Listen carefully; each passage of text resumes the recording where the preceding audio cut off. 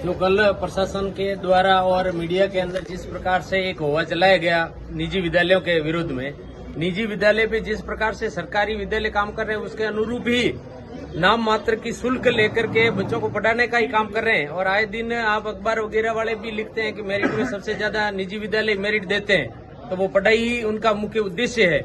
लेकिन जब इस प्रकार के कुछ अभिभावक हरकत करते हैं जो फीस वगैरह देना नहीं चाहते हैं और किसी को अपने व्यक्तिगत इंटेंशन के कारण बदनाम करते हैं, तो इस प्रकार की बदनामी और फीस न देना ये हम कतई स्वीकार नहीं करेंगे। सारे निजी विद्यालय संघ सांचौरी नहीं, जिले का, राज्य के सभी हम एक हैं, एकजुट रहेंगे और इनका प्रतिकार करेंगे। इनसे भी बात नहीं बनी तो हम अपनी चाबियां वगैरह है जिस प्रकार से गौशाला की प्रशासन को सौंपी थी 15-20 दिन के लिए गोलासन की, उस प्रकार से हम सौंप देंगे। ये चलावे, हमारे स्टाफ का हमारा वेतन हमें दे दे, जो गाड़ियों वगैरह का खर्चा है, लाइट का है, पानी का है, वो वहन कर ले सरकार, तो हम इनको अपनी तरफ से सुपर्द करने को तैयार है। बाकी बिना फीस के विद्यालय चलता नहीं, कोई भी कार्य नहीं होता है।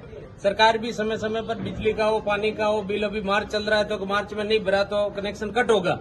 तो उस प्रकार से वार्षिक परीक्षाएं वगैरह आ गई, हमारी शुल्क जमा नहीं होगी तो हमारे विद्यालय भी कैसे चलेंगे। निजी विद्यालय हो या निजी कोई भी दुकान वगैरह भी हो, संस्थान हो, तो उसमें आय होगी तभी उसका संचालन होगा। बिना आय के कहीं पर कोई स्रोत दूसरा हमारे पास है नहीं, फीस के सिवाय दूसरा स्रोत क्या विद्यालय का।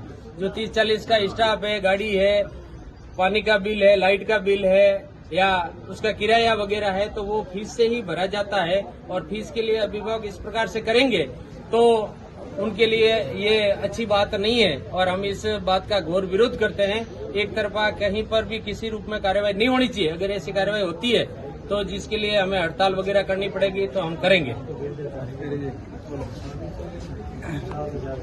जो ये फीस एक्ट है वो राजस्थान विधानसभा के द्वारा पारित एक एक्ट है 2016-17, उसके अनुसार सरकार ने हमारे को दिया है, पावर दिया है कि विद्यालय अपनी फीस निर्धारित कर सकते हैं सरकार की प्रक्रिया के तहत और फीस वसूल भी कर सकते हैं। तो ये फीस वसूल करना कोई किसी तरह के गुनाह नहीं है। और उसमें यदि कोई अभिभावक स्कूलों को बदनाम करने के लिए या उनके ऊपर ऐसा प्रेशर बनाने के लिए इस तरह की न्यूज़ें चलाते हैं तो वो सरासर गलत है। हम पूरे संघ की तरफ से इसका विरोध करते हैं और इस तरह की कार्रवाई करना अनुचित है।